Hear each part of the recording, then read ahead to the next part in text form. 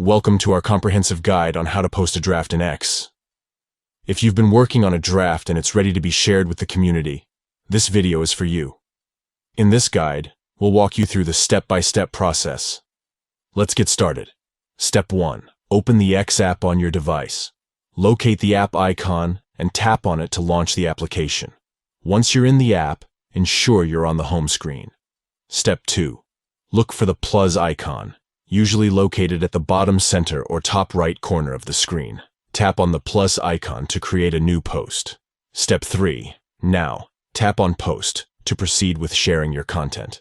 This will open up the post creation interface where you can add text, images, videos, or any other media you want to include in your draft. Step 4. If you have previously saved drafts, you can access them by tapping on Draft from the top right side of the screen. This will bring up a list of your saved drafts. Step 5. Select the draft you want to post by tapping on it. This will load your draft into the post creation interface, allowing you to make any final edits or adjustments if needed.